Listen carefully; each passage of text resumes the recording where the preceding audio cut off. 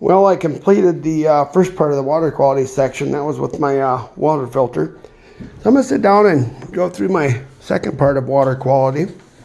My water quality project really got hot and heavy when I went to a village board meeting a while back, quite a while back actually, when it was discussed at a village board meeting that they had to send out possibly a notification to the village residents about having high manganese in the water. And anytime it gets above, I think, 0.3 parts per million, the DNR tells them they got to send out a notification, let them know that little kids can't drink it, and maybe people over 50. So at any rate, I started studying about manganese. Well, I should back up and say I didn't give it really its due attention until I got home and thought about it. And after learning that groundwater from by our place can hustle through the ground very quickly, miles away, I thought, wow, I wonder how manganese becomes soluble. Where does manganese come from? So what I did is first I Googled to try to find out how manganese becomes soluble. And I came up with this document from the state of Oregon. It doesn't say it on it, but that's the website that I got it from.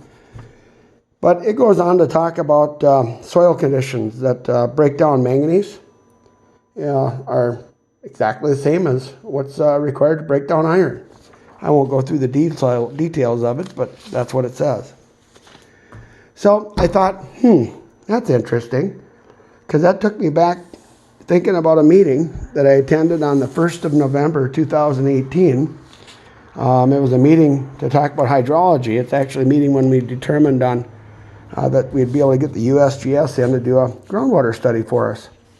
Well, as part of that meeting, there was one resident in the area. I don't remember who it was. They didn't want to ask a question about water quality. They were scared, so they asked me to ask a question on it, and I said, okay. Well, on page 31 of the master plan for the Glacial Lake Grantsburg properties, and that's the plan for Creeks Meadows and Fish Lake Wildlife Area and Anschipsloos. This one is from January of 2016. Page 31, it's the last paragraph, talks about water quality. And, it talks about turbidity has prompted some inquiries about water quality, and talks about how mobilization of iron present in the soils is accelerated when inundated with organic rich water. And it goes on to say this creates anoxic conditions in soil, which causes iron to become reduced and soluble. Well, that's identical to what it says in the Oregon document. And then it says iron is then transported with groundwater. Okay, that's cool. When iron-rich groundwater discharges to streams and ponds, iron is oxidized, and iron flock precipitate is produced.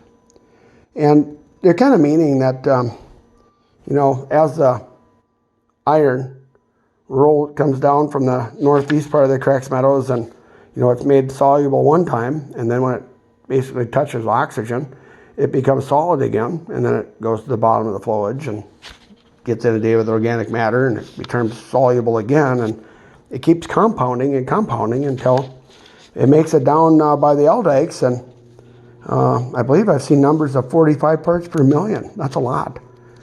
But anyways, it goes on to show right here in the study, iron flock causes rusty colored turbidity in the water.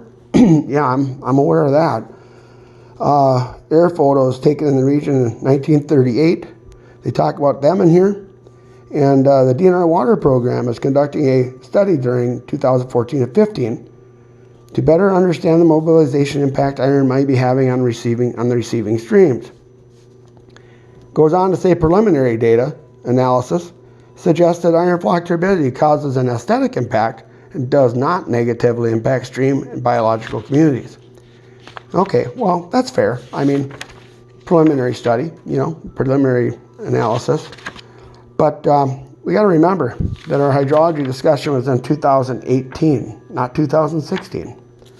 So just this alone, going back to this, I tried to find this 2014-15 study back in 2018 and had a very difficult time.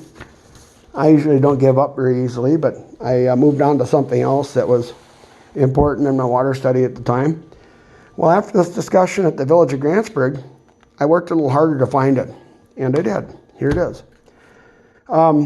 You know, unlike the USGS study from 1990, you can Google that and it comes right up. I mean, bang, bang. Even the USGS study that just got completed and basically released this past Friday, you can already Google that and find it. And I don't even agree with the results from that study, but you can already find that. But nonetheless, this one, you cannot Google and find this one, or at least I can't. And I understand how to navigate the internet pretty well. I think how I found this is I was looking at some other water study information, and then there was a link from one study to another study, and then from that study to this study. And this one came up, so I was quite happy with that. But nonetheless, this one was completed in 2016. It was done by a fellow by the name of Craig Rossler. I don't know if that's how you pronounce his name or not.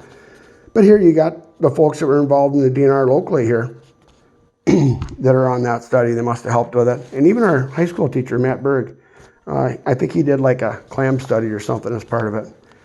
But anyways, he works really hard with the students. That's always fun to see. But nonetheless, you go through this, and it's got the executive summary in the front, and then they, explain all the stuff in the back. But when you go down through this, he says that groundwater iron concentrations in monitoring wells down gradient of the flowages averaged 18 times higher than the up gradient wells. So that's just that compounding of iron that I just talked about. And pretty interesting. And yeah, so you can download this and read it. He goes on to say that this condition of this anoxic soil and organic matter and all this stuff, it produces 320,000 kilograms of iron each year, which equates to 352.74 tons. So that's a lot of iron. And just for the fun of it, I'm going to go to the back here. I want to show you a picture that I seen right here. 1995, summer 1995. This is the Wood River dumping iron into the St. Croix. And there's a picture here for 1938 as well, and not as much iron coming out of there on that one. But, I guess I look at that information where it's 352 tons right here. I've got a dump trailer. It'll haul, quite a bit of dirt, but 5 tons a load. So, I mean, that's the equivalent of 70 dump trailers. Boy, I think if I back my trailer up and dump 70 loads of iron in the Wood River, I think the DNR would get a little upset with me, but yet somehow it's okay for them to do it. But I guess, whatever. I shouldn't be so cynical, I guess. This goes on to say, actually, the exact opposite that the management plan said, talking about how it has resulted in aesthetic and biological impacts to downstream waters resulting from iron release and transport. So that's an exact opposite. It also says that there's no feasible methods of controlling iron release and transport other than dewatering the flowages. So in this study, I mean, I've read it like 8 times. I learn something new every time I go through it. This condition of iron transport, I'm sure there's iron transport without this anoxic condition and all that, but it's not even close to the amount as if you artificially impound water. And that's what he's saying here. So that's pretty nuts. I made a note here too. It says environmental trade-offs need to be considered. Well, I could tell you, Roxy and I never offered to trade our drinking water quality for anything. Okay, so anywhere, it says a similar iron release and transport is likely to occur elsewhere where inundation of formerly oxic iron-bearing soils have occurred. And oxic soil means that it has oxygen in it. And when it's anoxic, it means it doesn't have it in it. So when you flood water and you impound water, it takes on a anoxic condition. So you made that pretty clear in the study as well. So you go through here, and I don't know if you watched my part 1, that was the field trip for the USGS study. But one thing we have to know is if there's enough manganese, raw manganese in the soil, in order for it to be broken down into a soluble form to flow with the groundwater and the amounts that Grantsburg is seeing and what we're seeing. Well, here, Mr. Ressler explains that he got soil samples. He sent them into the UW Soil and Plant Analysis Lab. And his whole thing here is iron. It's not about manganese, it's about iron. But I got a hold of this place, and I ended up getting the soil sample results. I did the calculations on it, and yeah, there's certainly enough manganese, raw manganese in the soil to be broken down to be transported. So I looked into that. That's pretty nifty. Well, let's work our way through here. There's something else that I thought was kind of cool. You guys might think it's neat. Well, here's where he talks about the process in which it happens. That's pretty neat too. Oh yeah, this is one of my favorite pages in here. So right here, both of these are from the 1990 water study that was done in the mid-'80s. And of course, I was a teenager at that time. I couldn't have cared less about water quality at that time. But here, this is down in the L Dykes area. You know, my house is right here. There's Dike 9 flowage. This is County Road F. But 45 parts per million for water there. Holy smokes. That's nuts. That's a lot. Our well water had 19 parts per million up here. That's plenty as it is. Now this one over here, this is a part of the 1990 study that I asked the USGS to review. It took me a few times of asking, but now they're actually looking at it. And this is what kind of blows me away here. And why I want this corrected is simply for the fact that you see these arrows? That's what the USGS was trying to convey that the groundwater movement was back in that study. Well, this isn't right. This line right here is County Road F, and one of their test wells was located like right in here. And that test well gave them, or they reported readings. There's no way the test well could have had this for reading. But you see this is 945, the swell that comes around here and it makes a big old loop and so on and so forth. And there's really, I don't know even how you can look at that and think it's even possible for one thing. But then one thing I want to point out is right here on just by Pete Nelson Road and all that, that road is only at 938 for an elevation. I think we all would agree that groundwater can't be any higher than the blacktop. Yeah. But anyways, enough said on that. They haven't gotten back to me yet. You'd think it'd be a lot easier answer. I wonder if we got anything else cool in here. There's all kinds of neat stuff in here. There's some pictures I wanted to show you. Oh, there was one. That's what iron bacteria looks like, or one kind of it. And yeah, that stuff's all over the place. Yuck. Oh, there's Mr. Craig Ressler himself. I met him about a week and a half ago. Very nice man. Hope to get to know him better. This is waxy type substance on the water. That's also iron bacteria. This is the stuff that I talked about specifically when I was over doing the field study or field trip thing over across the road at Dike 9 flowage. So, but other than that, I mean, there is a lot of natural iron. I mean, we got to remember that the paint mine area existed pretty naturally, but you know, pretty nuts. Here's a picture here, and this had to do with dewatering sandbridge flowage. It's on the other side of the Creeks Meadows. Mr. Ressler, he has a timeline in here when they dewatered sandbridge flowage and put water back into it, and it was very, very quick. I want to say it was a month, and this process of anoxic soil and iron transport, it like quit until they put water back in the flowage again. So that's pretty interesting. These aerial photos, I think I already showed you that. Yeah, right there, yuck, that's bad. But I guess for me, I love the Creeks Meadows, and I have a feeling we're going to need to speak up and get ourselves involved so that we can maintain the Creeks Meadows. It might have to be managed a little bit different way.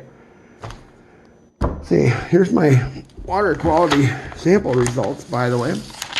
I don't think we talked about these. Yeah, this one right here, this is after my water softener.